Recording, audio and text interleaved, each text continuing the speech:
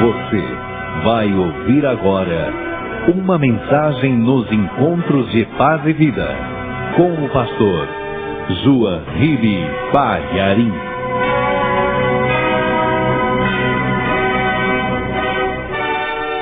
Muito bem. O Evangelho de Marcos, capítulo 9, a partir do versículo 14, diz o seguinte: E quando Jesus se aproximou dos discípulos, viu ao redor deles grande multidão e alguns escribas que disputavam com eles. E logo toda a multidão, vendo-o, ficou espantada e correndo para ele o saudaram. E perguntou aos escribas: Que é que discutis com eles?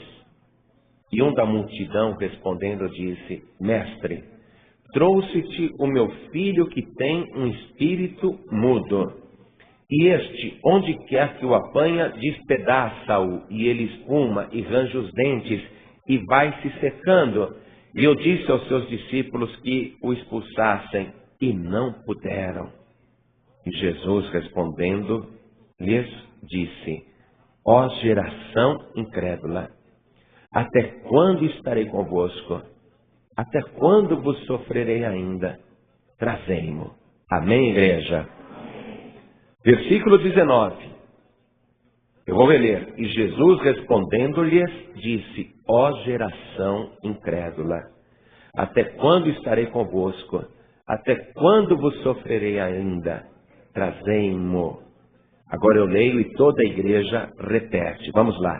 E Jesus respondendo-lhes disse: Ó geração incrédula, até quando estarei convosco? Até quando vos sofrerei ainda? Trazei-mo. Amém? Você acredita na palavra de Deus? Desocupe as tuas mãos e vamos dar a melhor salva de palmas para esta palavra. Enquanto você aplaude, diga assim: Senhor, aumenta a minha fé. Abre a tua boca, diga: Senhor, não me deixa fazer parte de uma geração incrédula. Diga isso para Deus. Diga: Senhor, multiplica a minha fé agora, me dá esta bênção. E enquanto você aplaude, pede, ora e clama, diga: glória ao teu nome, Senhor. Isso, abre mais a tua garganta, o teu peito, o teu pulmão, a tua boca e diga: glória ao teu nome, Jesus. Isso, bem alto. Senhor Deus, olha a tua igreja te aplaudindo, te glorificando. Então agora, Senhor, prepara uma palavra que aumente a fé desta geração. Prepara uma palavra agora que fale diretamente ao coração desta pessoa. Fala com cada vida aqui presente, com cada vida que vai ouvir pelo rádio.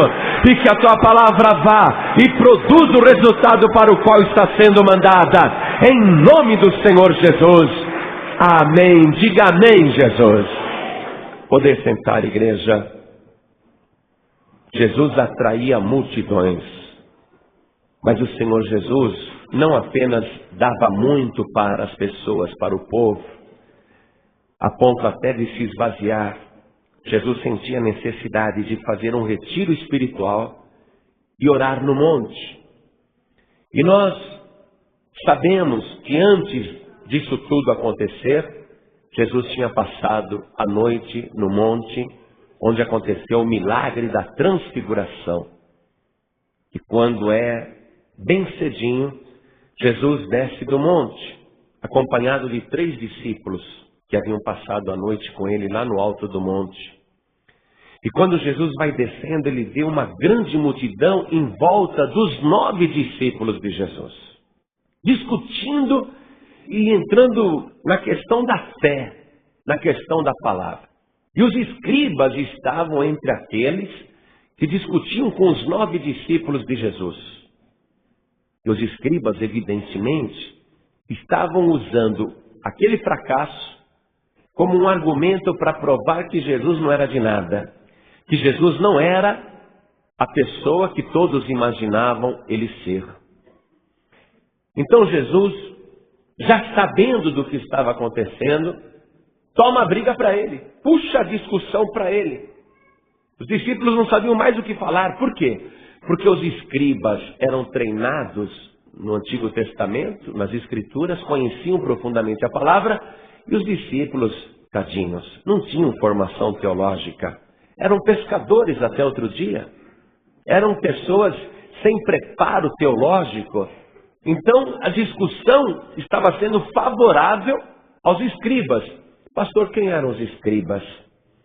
Os escribas eram pessoas, homens, que tinham a profissão de escrever.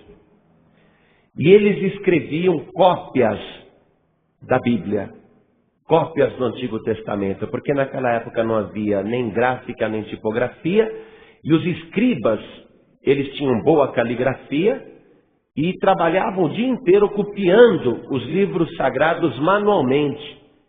Antigamente, para se conseguir uma Bíblia era muito difícil, porque a Bíblia tinha que ser escrita à mão e copiada. E você sabe que fazer cópia e cópia perfeita é um trabalho árduo. E os escribas, de tanto copiarem a Bíblia, de tanto escreverem, acabaram conhecendo o Antigo Testamento mais até do que muitos sacerdotes. No tempo de Jesus, os escribas chegaram a ter autoridade teológica. Quando havia uma discussão entre os rabinos e os principais da sinagoga, quando havia uma questão de fé que precisava ser discutida e esclarecida, eles chamavam os escribas. Os anciãos, os sacerdotes, os príncipes da sinagoga, falavam, vamos chamar os escribas para que eles esclareçam essa questão. E diziam, escriba, o que está escrito lá no livro de Samuel?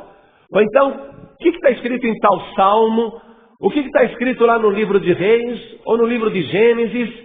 E os escribas davam a resposta prontamente. Eles conheciam o capítulo, conheciam tudo, ainda que a Bíblia não fosse numerada como hoje. Eles tinham facilidade de localizar as passagens bíblicas nos rolos. Então, eles estavam dando uma verdadeira surra teológica nos discípulos de Jesus. E qual era o motivo da discussão? Quando Jesus desceu do monte, ele já sabia o que era. E ele já sabia que os discípulos estavam sendo envergonhados. E qual era a causa daquela vergonha? Jesus já sabia também. Mas para chamar a discussão para si, Jesus perguntou, o que é que discutis com eles? O que vocês estão discutindo com os meus discípulos? Discutam aqui comigo. Os discípulos se sentiram aliviados. A multidão espantada, porque a multidão não esperava que Jesus aparecesse. E os discípulos que estavam ali encurralados pela multidão e sendo triturados pelos escribas, quando eles viram o mestre, ufa, que alívio. Agora eles vão ver só. Querido, quando você estiver numa situação onde a discussão é grave e as pessoas estão querendo ridicularizar a tua fé, quando algo estiver acontecendo na tua vida e você está sendo triturado por causa das doutrinas da fé, quando você não tiver nada do que responder, não discuta, não entre em briga, e nem tampouco mostre a tua ignorância, mas você coloque a tua fé no Senhor Jesus. Você confie no Espírito Santo de Deus. Às vezes a pessoa que está na fé e na presença do Senhor Jesus nem precisa conhecer a Bíblia direito para dar uma boa resposta. Basta ter comunhão com o Senhor Jesus. Jesus disse, eu enviarei o Espírito Santo e ele vos fará lembrar todas as coisas que eu vos tenho falado. Mas pastor, se a pessoa não conhece a Bíblia, como é que ela vai poder dar uma resposta se ela não conhece? Se ela ainda é nova na fé, se ela não tem uma teologia, se ela não tem uma formação teológica, como que vai dar uma resposta?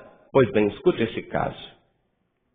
Havia no centro da cidade, e se eu não me engano era no edifício Itália, um ascensorista que era convertido há pouco tempo ao Evangelho.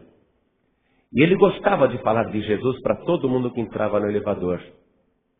E naquele prédio haviam muitos doutores, advogados, gente importante, gente culta, gente inteligente.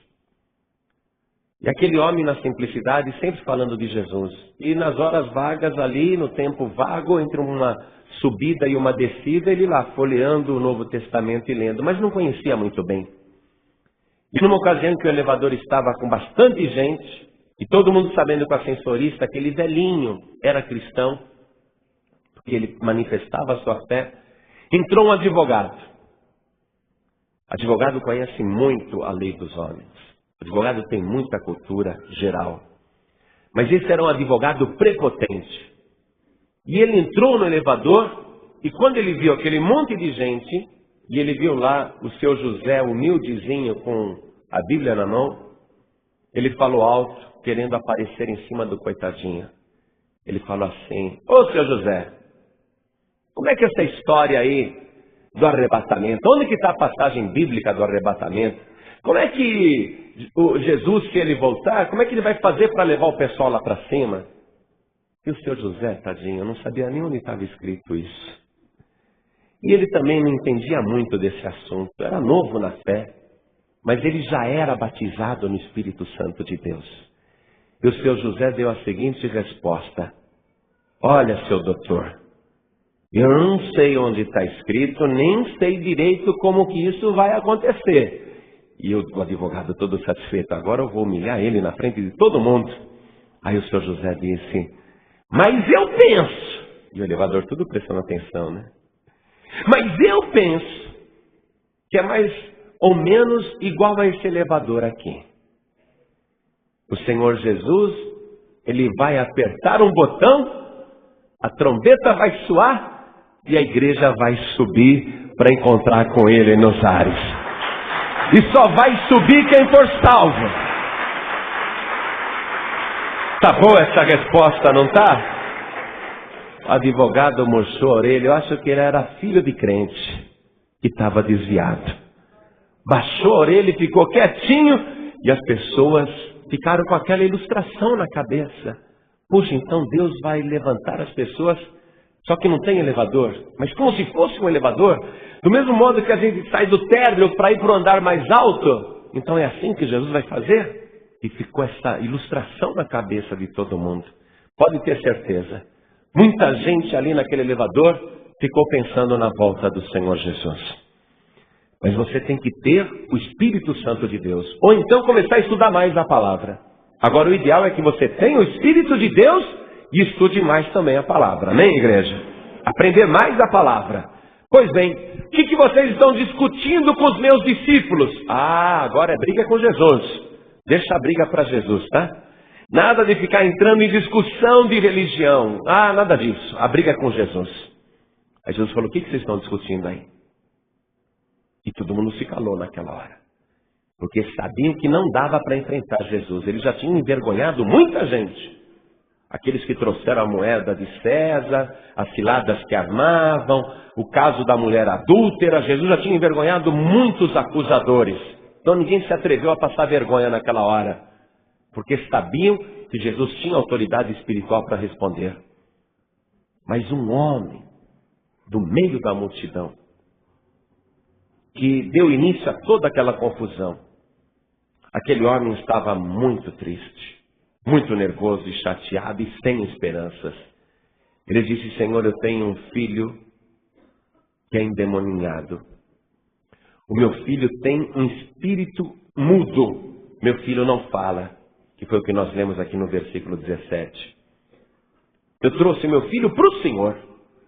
Mas como o Senhor não estava, o Senhor estava lá no monte, eu pedi para os seus discípulos expulsarem o demônio do meu filho que é mudo. E os teus discípulos não puderam.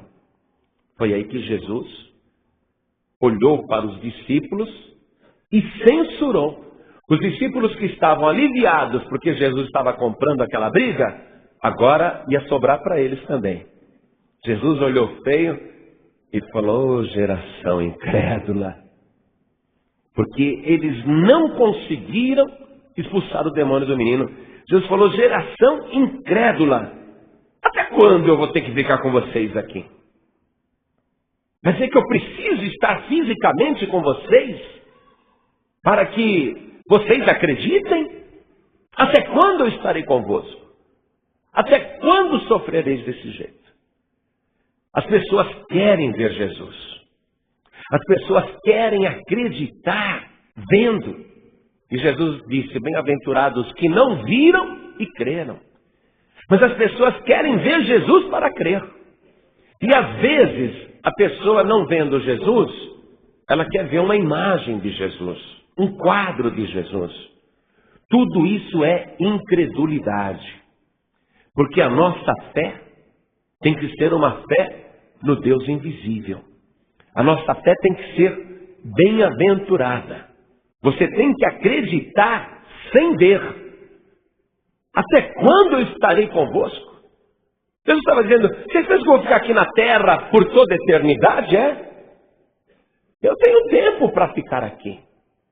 E eu tenho um tempo para partir.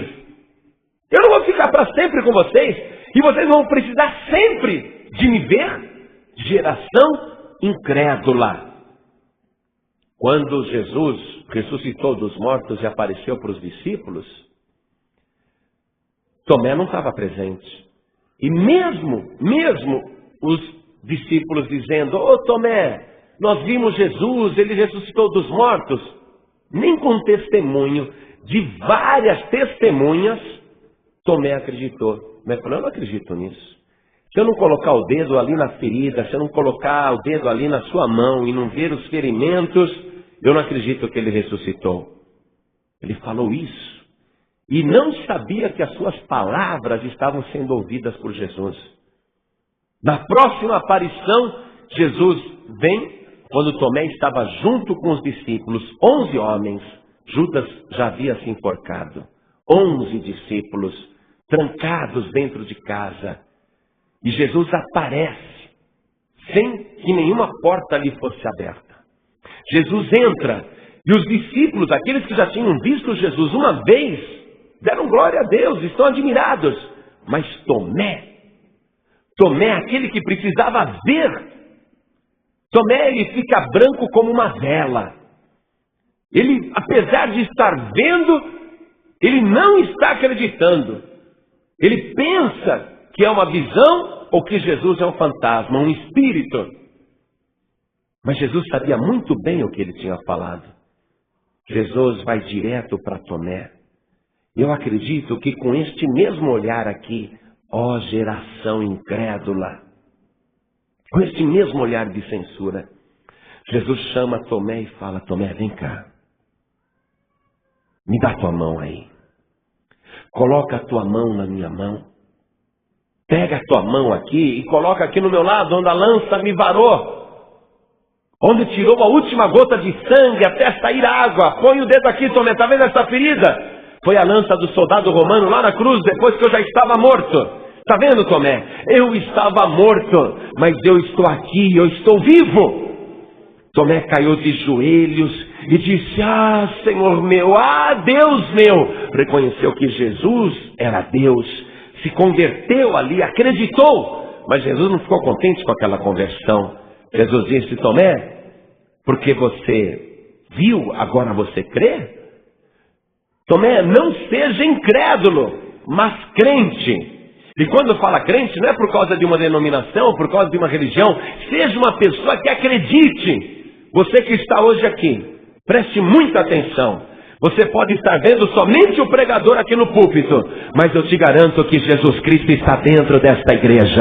Eu te garanto que aquele que está vivo para sempre está andando no meio do povo. Ele tem poder sobre toda a terra e o universo e poder para abençoar a tua vida. Acredite, coloque a tua fé em ação, porque se você ficar olhando para esta igreja, para as paredes, puxa, não tem um santo aqui. Puxa, não tem um crucifixo nesta igreja? Puxa, eu não estou vendo uma imagem, um retrato. Será que esse pessoal não acredita em Jesus? Não, você está muito enganado. Nós acreditamos muito. Nós somos bem-aventurados. Não precisamos de ídolo, nem de imagem, nem de crucifixo, porque Jesus Cristo está dentro deste lugar. E Ele habita dentro de nós. Nós temos certeza que Ele está vivo. Nós temos certeza que Ele está conosco. Jesus não quer pessoas incrédulas. Porque se você for incrédulo, você não vai ser abençoado. Não vai receber cura, não vai receber milagre. Se você é uma pessoa que duvida, não pense que a tua simples presença aqui vai resolver o problema. Jesus quer pessoas que acreditem. E se você quer ser salvo, mais ainda você precisa acreditar em Jesus. Tem que acreditar que Ele está vivo, que Ele é o teu Salvador. E você tem que entregar a tua vida para Ele. Jesus olhou feio para os discípulos e disse aos discípulos: trazei-mo, tragam-me o menino aqui. E quando foram trazendo o menino, aquele menino ficou possuído pelo espírito mau. É como se o espírito mau tivesse se apavorado naquela hora. Não queria ficar na frente de Jesus. Jogou o menino por terra. E o menino retorceu as mãos. Ficou engravinhado. Rangia os dentes, rosnava como se fosse um bicho. Espumava. Uma cena pavorosa. A multidão se afastou. Estava havendo um debate ali. Os escribas prevaleciam porque os discípulos não conseguiram expulsar o demônio daquele menino. E por causa do fracasso dos discípulos, quem estava sendo envergonhado era o Senhor Jesus. E agora, novamente, aquele mesmo demônio que parecia tão forte está também desafiando o Senhor Jesus. Caiu por terra. Mas o problema também da censura de Jesus é que por causa da falta de fé dos discípulos, o seu nome, o nome do Senhor Jesus, tinha sido envergonhado publicamente. Outro dia, uma mulher estava me contando: pastor, eu já fui em várias igrejas. Eu já vi endemoniado bater no pastor. E já vi igrejas onde o pastor não conseguiu expulsar o demônio da pessoa e mandou os obreiros trancar o endemoniado no banheiro. Pastor, mas quando eu venho na Paz e Vida, e quando eu vejo a oração poderosa contra os demônios, pastor, a gente vê que o demônio cai por terra e ele não fica dando show, nem batendo em ninguém e nem batendo no pastor. Ela falou: eu nunca vi coisa igual como eu vejo na Paz e Vida. Sabe por quê? Porque Jesus, ele disse o seguinte: os que creem em mim, em meu nome expulsarão os demônios. Então não nos interessa que tipo de demônio está na pessoa, o grau ou a quantidade e quem é o demônio que está agindo ali. Pode ser o próprio maioral do inferno, pode ser o próprio Lúcifer, pode ser o próprio Satanás ou o próprio Beelzebú. Todo demônio tem que sair em nome de Jesus Cristo. Nenhum demônio pode mais do que Jesus, e a gente acredita nisso cegamente. Não tem discussão. O demônio tem que sair. E quando o pregador, ou o pastor, ou o obreiro falha, aí o nome do Senhor Jesus é envergonhado. Amados, o que não pode é o nome de Deus ou o nome do Senhor Jesus ser envergonhado. Chegou uma hora em que a igreja e os obreiros e os cristãos estão sobre a terra para dizer bem alto para o mundo e para o inferno que nós somos o povo escolhido por Deus. Estamos neste mundo fazendo um favor para a terra. E estamos neste mundo não para sermos perseguidos, presos ou assassinados, mas estamos aqui para dizer que Jesus Cristo não apenas é o Senhor, mas principalmente o Salvador de toda a humanidade. E quem acreditar em Jesus, quem tiver fé em Jesus, mesmo sem vê-lo, será salvo.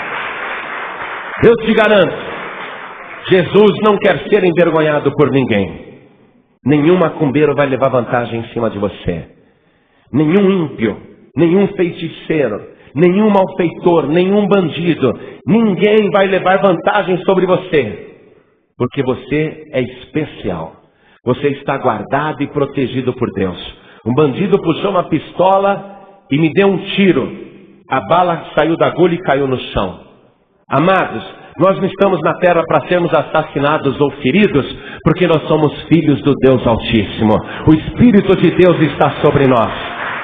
Nenhum fio de cabelo cairá da tua cabeça. Acredite, o inferno não pode tocar em você. Você pertence ao Senhor Jesus.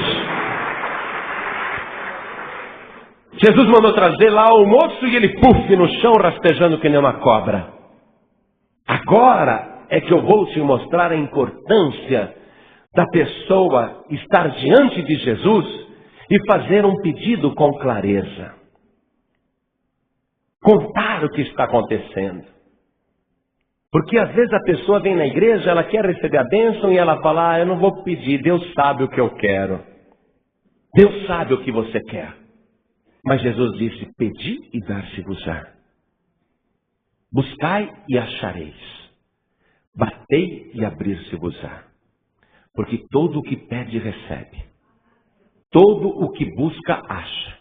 E todo o que bate, a porta se abre. Jesus quer que você abra a sua boca. Jesus quer que você entre em ação. Jesus quer que você peça, que você busque, que você bata. Ele quer que você faça a sua parte. Jesus não quer que a pessoa entre muda e sai calada, não. Jesus quer que você peça e Ele te incentiva a pedir. Quando o filho desse homem começou a rastejar no chão, urrar, espumar, engravinhar, Jesus virou para o pai do moço e disse, há quanto tempo lhe sucede isto? Veja comigo o versículo 21. E Jesus perguntou ao pai dele, quanto tempo há que lhe sucede isto? E o pai respondeu, desde a infância. Quer dizer que o problema é antigo.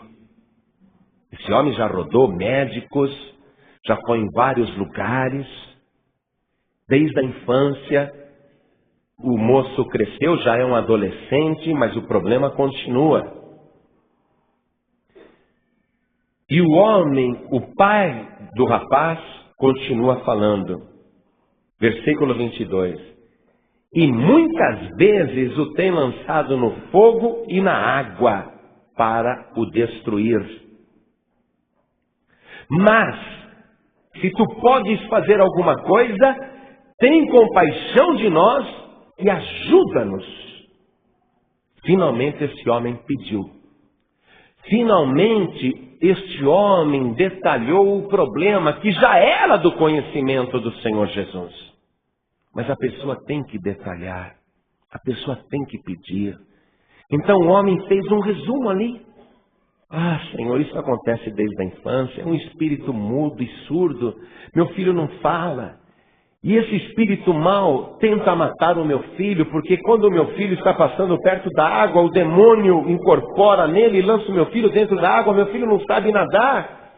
Eu não posso descuidar um minuto, eu já salvei o meu filho de morrer afogado, eu tive que tirar ele de dentro da água completamente possesso.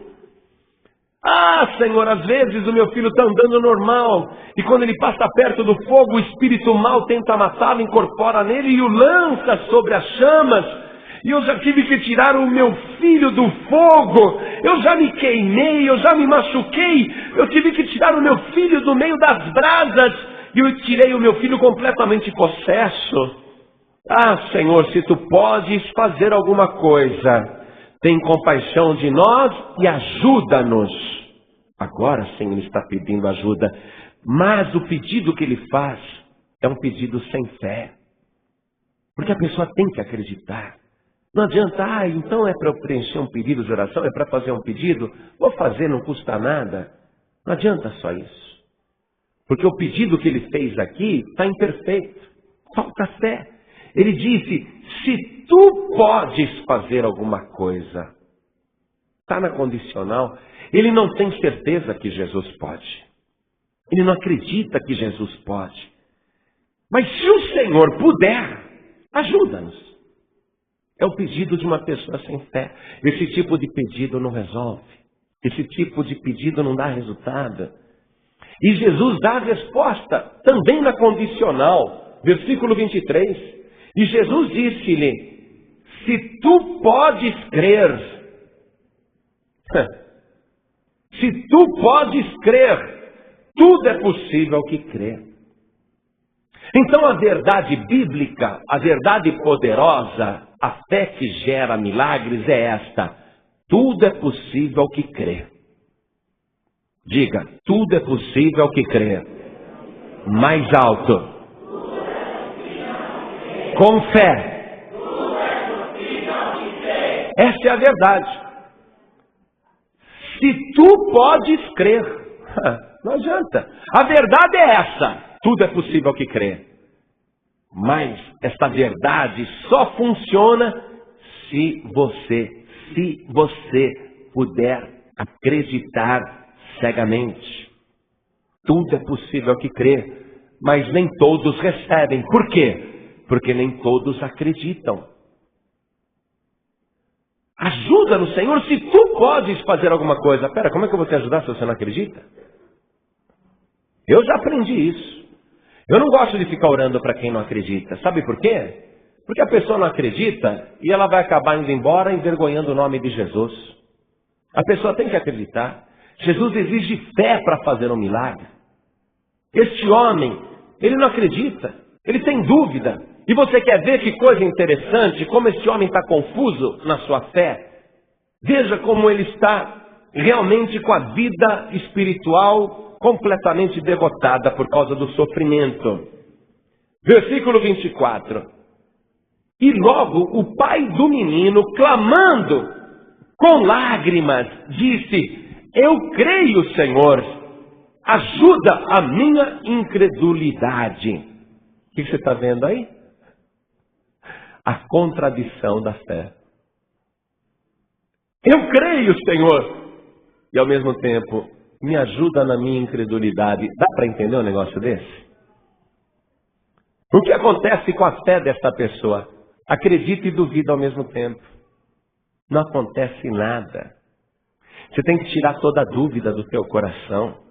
Você não pode falar: Senhor, me ajuda na minha incredulidade. Eu creio, mas me ajuda na minha incredulidade. Não vai conseguir nada. Porque a tua fé está totalmente anulada. E você tem que acreditar se quer receber. Este homem, ele confessa com lágrimas, chorando. Olha, não adianta, viu? Chorar não é sinal de fé. Ah, Senhor, eu creio. Me ajuda na minha incredulidade. Pode chorar até secar. Pode gastar as lágrimas para encher um odre, um barril. E não vai resolver nada. Lágrima não é sinal de fé. Aliás, lágrima é sinal de desespero. Lágrima é sinal de impotência. A pessoa chora porque não consegue resolver o problema. A pessoa chora porque se sente impotente. Aquele problema é maior do que ela. Não consegue acreditar, por isso chora desesperado, desesperada. Todas as vezes que Jesus encontrou uma pessoa que lhe pediu um favor e a pessoa veio chorando, ou Jesus encontrou a pessoa chorando, a primeira coisa que ele dizia: não chores. Não adianta ficar chorando. Chorando, olha, Deus não vai ficar com pena de você para falar: coitadinho, coitadinha, como sofre, como chora. Por causa dessas lágrimas aí eu vou fazer um milagre. Não, não é por aí. Porque a pessoa está chorando justamente porque ela não acredita. Ela está fraca, está derrotada na fé. Jesus está dizendo esta palavra para você hoje. Você que tem chorado demais. Pastor, todas as noites eu faço o meu travesseiro nadar em lágrimas. Pastor, todas as noites eu choro porque eu não suporto essa situação. Eu não aguento tanto sofrimento. Ai de mim! E você chora, chora, chora. Jesus está dizendo: não chore. Ao invés de chorar, acredite, tudo é possível ao que crê. Creia agora de todo o teu coração. E aquilo que você está querendo vai ser conquistado em nome de Jesus Cristo. Não faça parte da geração incrédula. A geração incrédula vive em confusão, em discussão e não resolve nada. A geração incrédula vive chorando e não alcança nada. Jesus está dizendo: vocês vão querer que eu fique na terra até quando? Por isso que Jesus, depois de ressuscitado, ele disse: quem crer e for batizado será salvo. E estes sinais seguirão os que crerem. Em meu nome expulsarão os demônios, falarão novas línguas, pegarão em serpentes, e se beberem alguma coisa mortífera não lhes fará dano algum, e imporão as mãos sobre os enfermos e os curarão. Estes sinais, esses milagres, esses prodígios, seguem a pessoa que crê. Se a pessoa não crê, não vai ter os sinais acompanhando. Você entende isso? Se você não acreditar, e não adianta só acreditar, você tem que obedecer, porque o diabo também acredita em Deus. O diabo também acredita em Jesus, não é por causa disso que o diabo vai ter o poder de Deus. A pessoa tem que acreditar e obedecer. Se a pessoa acredita, tem fé e obedece, faz o que o Senhor Jesus quer que ela faça, esses sinais obrigatoriamente têm que acompanhar a pessoa. Uma vez uma mulher chegou na reunião e falou assim: pastor João Ribe, eu tenho um filho tão lindo. Eu tenho um filho que está fazendo engenharia na USP. Um moço inteligente. Pastor, mas não sei o que aconteceu com meu filho. Repentinamente ele se trancou no quarto. E não saiu mais. Não foi mais para a faculdade, nem para a USP, em lugar nenhum. Não saiu mais para a rua, nem para namorar nada. Se trancou no quarto. E o dia que eu fui tentar entrar no quarto, que eu abri a porta, estava tudo escuro. Eu fui acender a luz, ele me xingou de lá de dentro. Meu filho nunca tinha me xingado, pastor. Ele disse um palavrão cabeludo e me ordenou que apagasse a luz. E eu, apavorado, apaguei a luz. E ele continuou gritando e me expulsou do quarto. Eu saí. Eu não tive coragem de ver o que estava acontecendo. Fiquei do lado de fora. Senti que era uma coisa ruim, pastor. E este meu filho, desde então, continua trancado. Não sai nem para comer.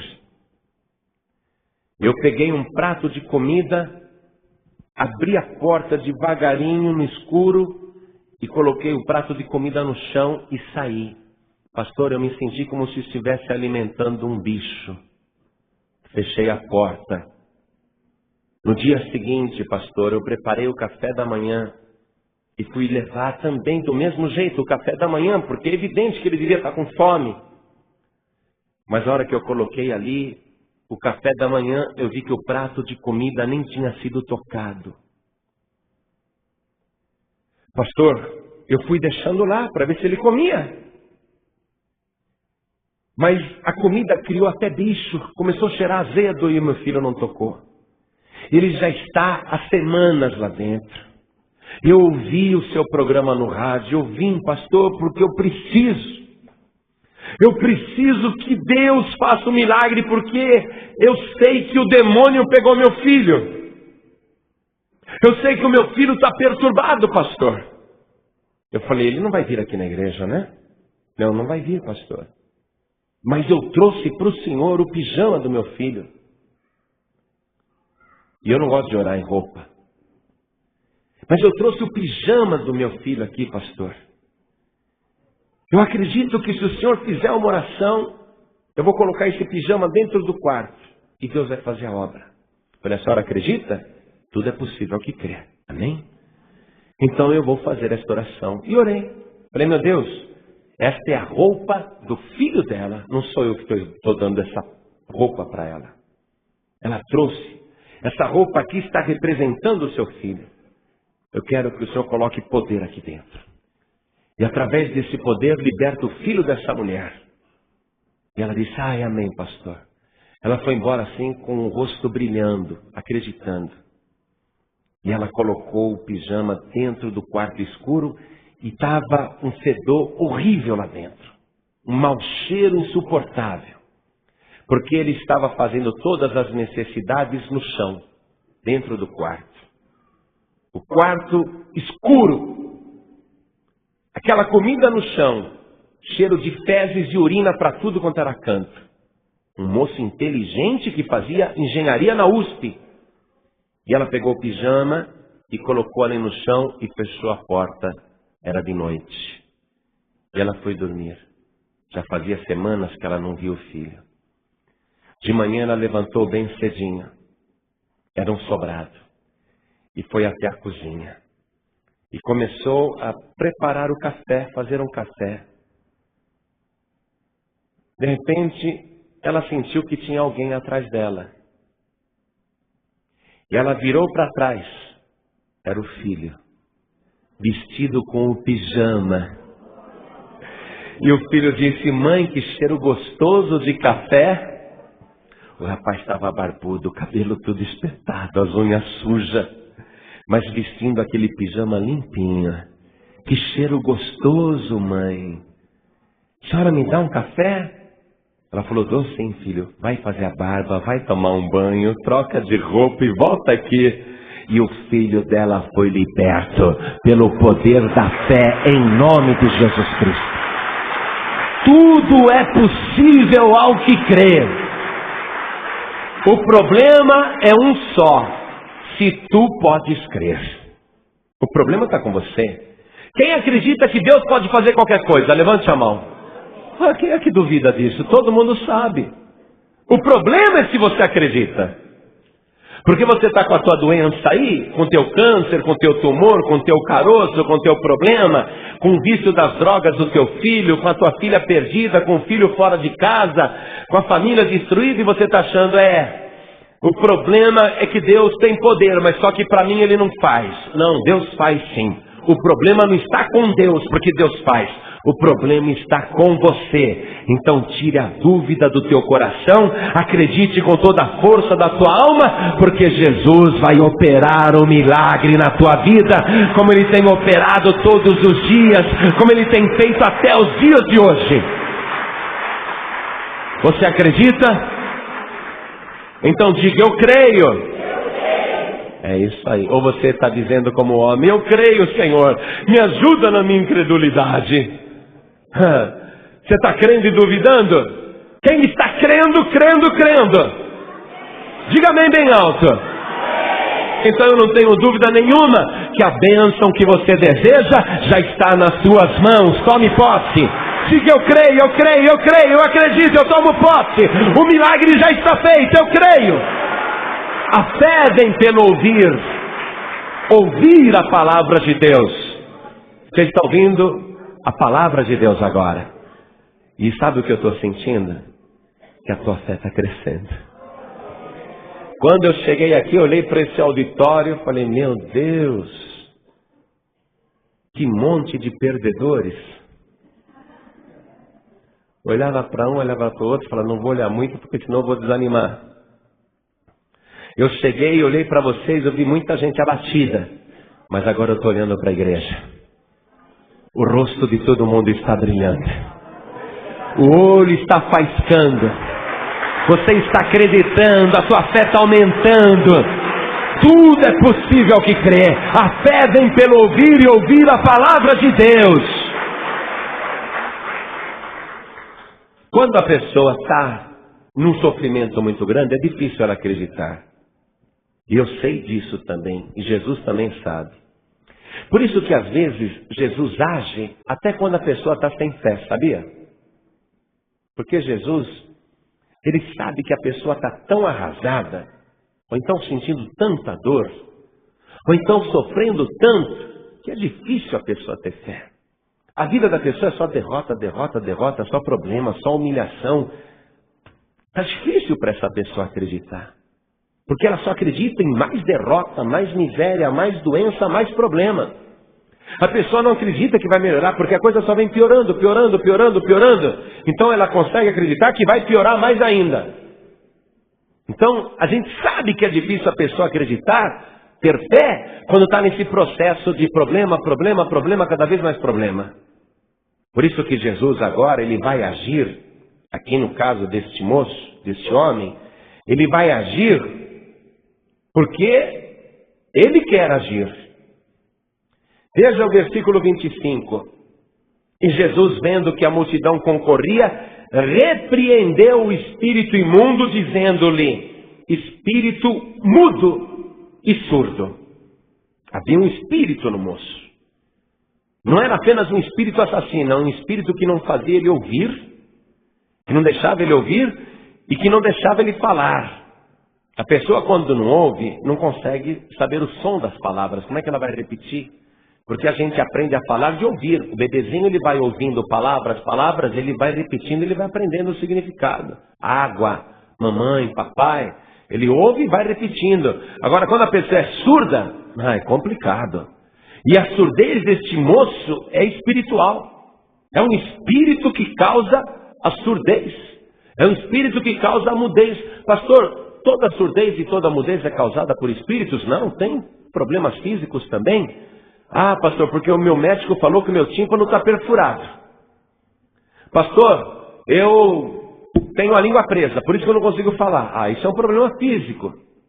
Mas eu conheço um médico que cura a doença espiritual e cura a doença física. Ele cura qualquer tipo de enfermidade, acredite. Ele tem poder sobre tudo, tenha fé, acredite.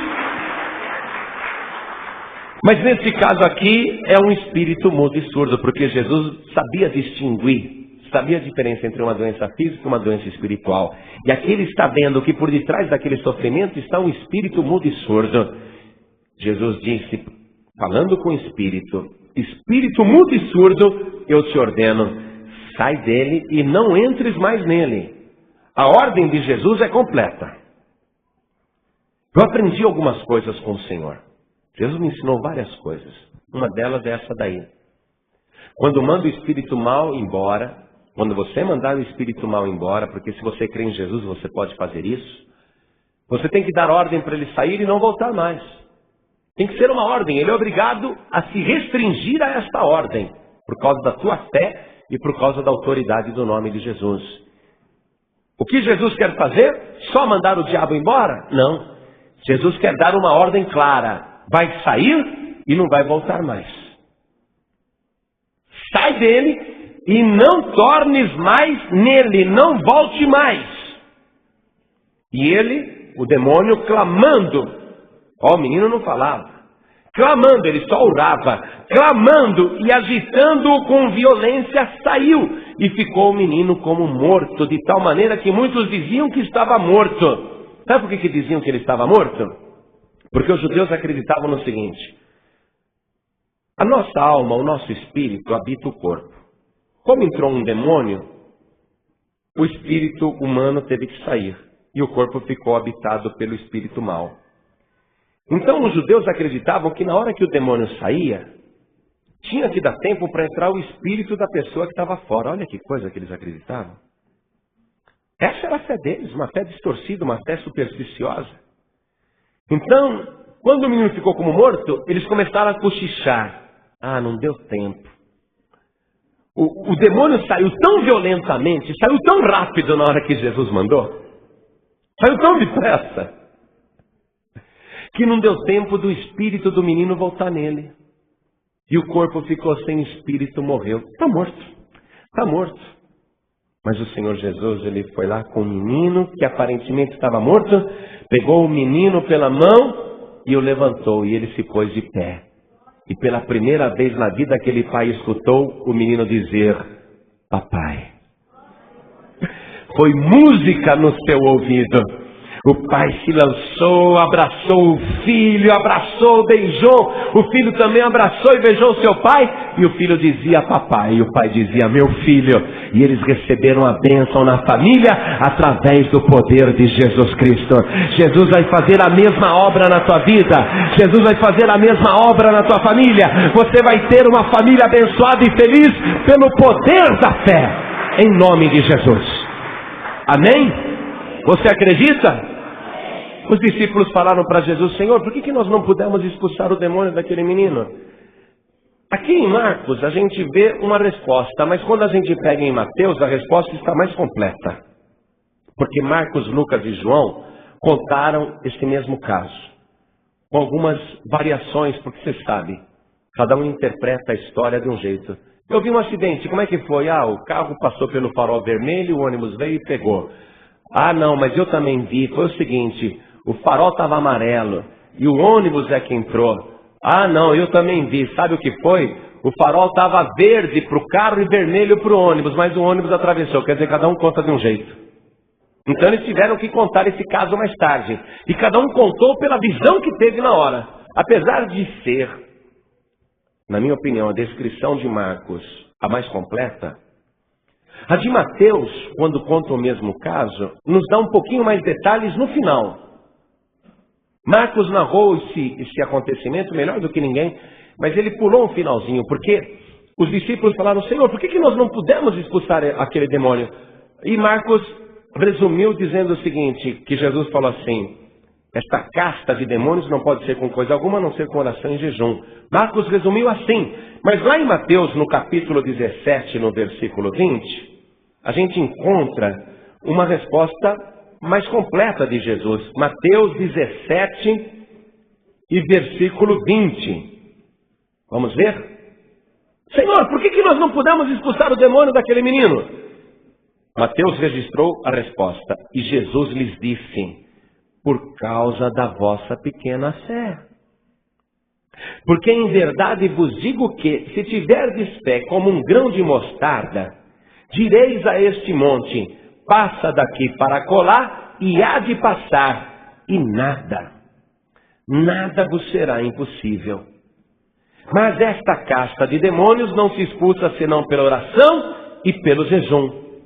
Você vê que Mateus acabou completando a coisa, dando mais esclarecimento para a nossa mente limitada, para o nosso entendimento tão falho. Então, aqui está a resposta. A resposta por que eles não puderam expulsar. A resposta por que muita gente não recebe a benção. Porque a pessoa tem fé. Mas a fé é muito pequena, gente. A fé é muito pequena. Olha, a fé, Jesus disse, se vocês tiverem fé do tamanho de um grão de mostarda, o grão de mostarda é do tamanho da cabeça de um alfinete. Quer dizer que uma pequena fé, devia ser microscópica a fé, né? Porque se Jesus disse que se a gente tiver fé do tamanho da cabeça de um alfinete, do tamanho de um grão de mostarda, ele disse que nada vai ser impossível. Até dar ordem para o monte, sai daqui, vai para lá, ele vai. Quer dizer que se a fé dos discípulos era menor, muito pequena, menor do que a cabeça de um alfinete, menor do que um grão de mostarda, então essa fé tinha que ser olhada com aquele microscópio da NASA. Aquele microscópio que é para enxergar o átomo, o núcleo. Era uma fé minúscula, bota minúscula nisso. Era uma fé microscópica mesmo, por causa dessa pequena fé. Muito pequena fé, muito pequena. Agora Jesus está exigindo uma fé do tamanho de um monte. Eu quero que vocês tenham uma fé do tamanho do Monte Everest. Se vocês tiverem uma fé do tamanho do Monte Everest, então vocês vão conseguir tudo. Puxa, mas é difícil ter uma fé do tamanho do Monte Everest. Jesus não está exigindo muito de você. Ele quer tão somente uma fé do tamanho da cabeça de um alfinete. Uma fé desse tamanho, só isso. Se você tiver esta fé, nada te será impossível. Agora ele deixa bem claro também, que além da fé, tem que ter oração e jejum. Você precisa jejuar, viu? Estou vendo as ovelhas meio gordinhas aqui. Hoje de manhã, às 8 horas da manhã, estávamos em jejum aqui na igreja. Muita gente. Pastor, eu gosto de vir na igreja depois que eu como uma bela macarronada no domingo. Mas tem que ter jejum. Repare que Jesus, quando fez o milagre da libertação daquele moço, ele tinha passado a noite no Monte da Transfiguração.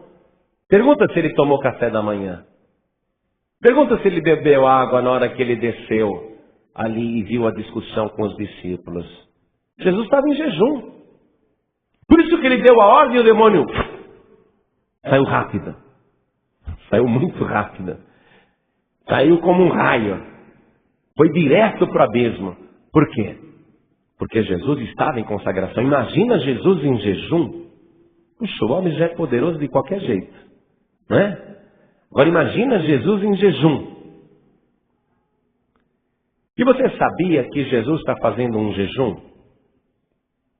Jesus, quando ele serviu a ceia, primeira e última para ele, ele celebrou a Páscoa, encerrou ali o Antigo Testamento, e a Páscoa ele transformou na Santa Ceia.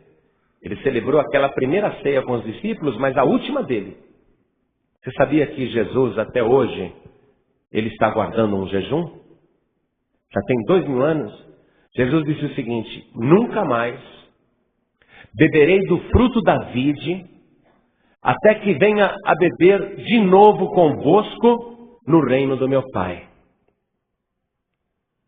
Jesus está fazendo um jejum, se guardando desta ceia, e do fruto da vide para um dia especial, quando ele voltar.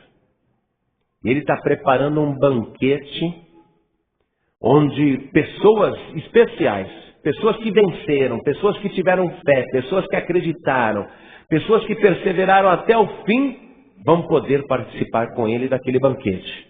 Então dá para você ter uma ideia da ceia que ele tem preparada, está preparando lá no céu. Mas ele está em jejum até hoje. Precisaria? Eu não, vou tomar o fruto da vide. Não, mas já tem 2000 anos que ele está se privando disso. E por que ele está com esse jejum? Porque ele quer ver a vitória da igreja aqui na terra. Por que Jesus está jejuando nesse sentido com relação à ceia, conforme ele falou? Por quê? Porque ele faz isso em teu favor. Porque ele quer que você tenha vitória contra o inferno.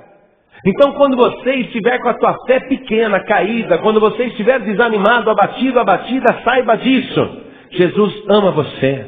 E de lá do alto, do trono da glória, ele está observando a tua vida. E jejuando, intercedendo e orando. Olha só, jejuando e orando por você. Eu duvido que o diabo vai ter vitória contra a tua vida. Jesus já decretou que a vitória é tua e a mão dele está estendida sobre você, sobre o teu lar, sobre o teu trabalho, sobre a tua saúde, sobre tudo que você fizer. A vitória é tua, acredite. Eu vou pedir agora, nesse momento, que toda a igreja se coloque de pé, por favor. Jejue mais, tá bom? Jejue mais. Venha domingo às 8 horas da manhã em jejum. Jejue durante a semana. Durante a semana nós estamos aqui em jejum também. 8 horas da manhã. De terça a domingo, todos os dias, jejum na igreja. Toda a igreja. Preste atenção. Cada pessoa aqui presente. Para operar o milagre da libertação e da cura, e realizar a bênção da família, a bênção da felicidade, para aquele pai que procurou Jesus, o que foi que Jesus exigiu? Trazei-mo. A pessoa tem que vir para Jesus. Não dá para ficar de longe. Tem que se aproximar. Esse homem aqui no meio da multidão, ele saiu do meio da multidão e ele se apresentou para Jesus. Não dá para ficar anônimo no meio da multidão. Você tem que sair do meio da multidão. Tem que se apresentar diante de Jesus. Contar o teu problema. Pastor, ele sabe da minha vida? Sabe. Mas será que você não aprende que ele quer que você fale? Ah, pastor, Jesus sabe que eu aceito ele sim como meu Salvador. Jesus sabe que eu entrego o meu coração para ele. Lógico que ele sabe, mas você tem que vir aqui falar. Você tem que vir aqui falar. Você tem que entregar a tua vida para Jesus. E aí ele vai começar a trabalhar no teu coração. Ele vai aumentar a tua fé. Ele vai te abençoar. Ele vai operar na tua vida. Mas você tem que se render ao Senhor Jesus. Então agora, você que está aqui, você vai ouvir um convite. O convite vai ser feito a você. Mas a ordem Jesus está dando para mim. Como ele deu para os discípulos. Tragam-me um menino aqui. E eu tenho que ser a pessoa que faz isso agora. Eu tenho que trazer você para Jesus. Tenho que trazer você aqui na frente. Recebi ordem de fazer isso. E eu quero te ajudar. Eu sei que às vezes a pessoa vê multidão assim e fica com vergonha, né? A pessoa até queria vir aqui na frente, mas ela fica com vergonha. E o diabo coloca mais vergonha ainda na pessoa, mais timidez. Às vezes a pessoa deixa de aceitar Jesus por timidez e por vergonha. Mas está escrito lá em Apocalipse que os tímidos não vão herdar o reino dos céus. Serão lançados num lago de fogo e enxofre. Aqueles que se envergonham de Jesus não vão ser salvos. Jesus disse assim: qualquer que de mim e das minhas palavras se envergonhar, também eu me envergonharei dele. Então agora eu vou te ajudar. Eu sei que às vezes a pessoa é tímida. É uma pessoa envergonhada. A pessoa não quer sair do lugar. Ela está morrendo de vontade de vir aqui na frente. E eu tenho que te ajudar. Eu tenho que te trazer para Jesus. Jesus mandou eu te trazer para Ele. Eu vou te ajudar. Só quero que você faça um sinal. Se você quer entregar tua vida para Jesus, se você quer estar diante de Jesus, bem próximo de Jesus, se você quer recebê-lo mesmo, como você tem falado aí no teu coração, como você tem já manifestado esse desejo, eu só quero ver um sinal teu. Quem quer receber Jesus como único Salvador, faz um sinal assim com a mão. Ergue a mão. Ergue a mão. Vai, gente. Ergue a mão. Quem quer aceitar Jesus como Salvador? Eu quero, pastor. Eu quero entregar minha vida para Jesus. Olha aí. Vocês que estão lá no fundo, vocês que estão erguendo as mãos, onde vocês estão, não fiquem aí mais. Você já deu o primeiro passo. Ou melhor, fez o primeiro gesto. Não é? Já venceu aí a barreira. Agora, sai do teu lugar. Pode vir. Sai do teu lugar e vem aqui na frente. Você que está ao lado desta pessoa, acompanhe ela, por favor. Acompanhe a pessoa. Trazei-mo, diz o Senhor. Trazei-mo. Isso. Oh, glória.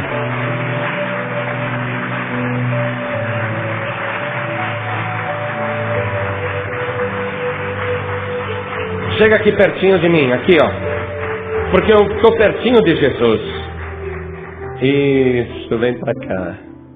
Oh, bênção. Agora eu quero chamar você, que está que nem aquele pai de família. Pastor, a minha fé está com defeito. Eu acredito duvidando. Eu preciso que a minha fé seja aperfeiçoada. Pastor, a minha fé foi se apagando. A minha fé foi diminuindo. A minha fé está caída. Pastor, eu preciso de ajuda. Então, você que reconhece isso, sai do teu lugar e vem aqui na frente também, em nome de Jesus. Porque nós vamos orar. Vem para cá.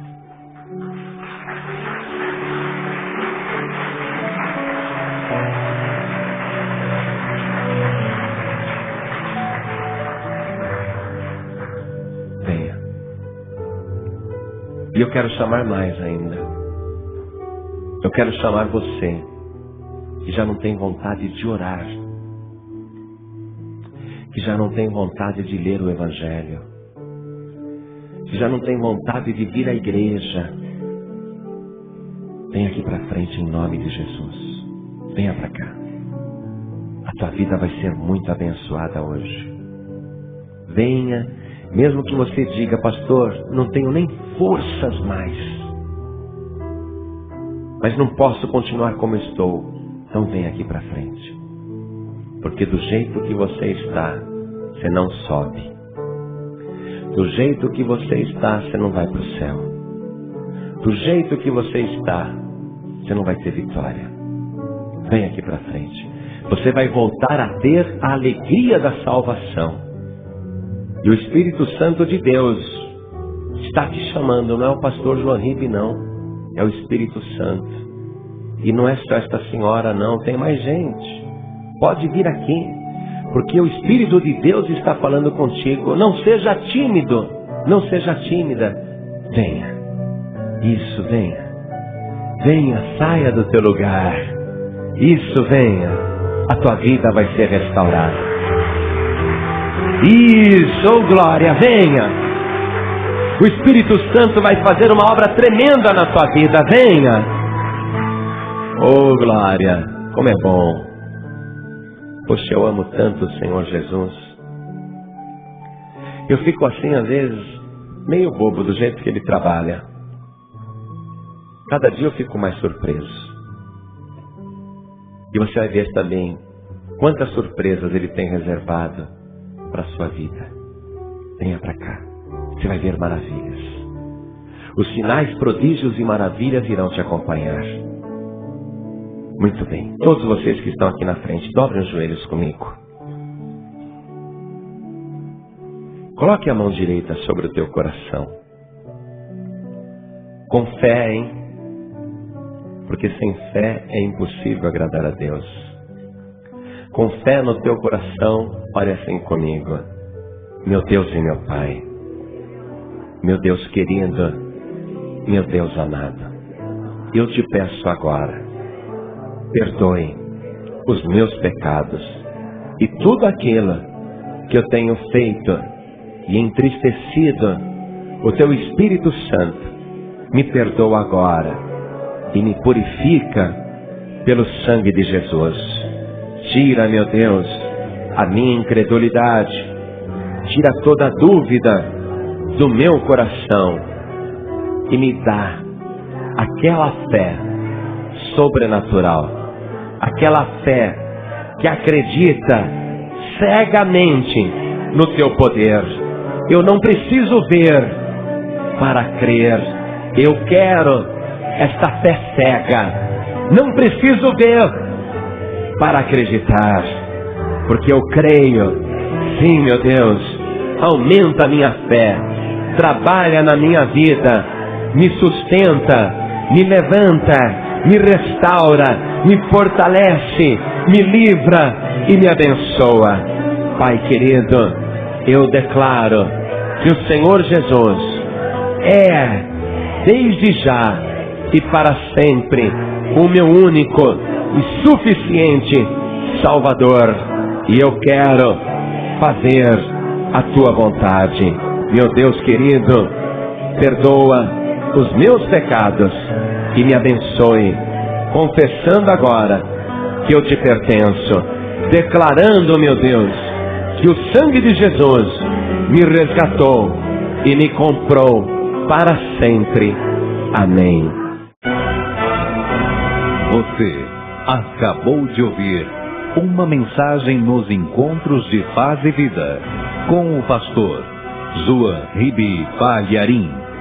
Participe você também dos Encontros de Paz e Vida, às 8 horas da manhã, às 3 horas da tarde e às 7 horas da noite. Comunidade Cristã Paz e Vida, lugar de gente feliz.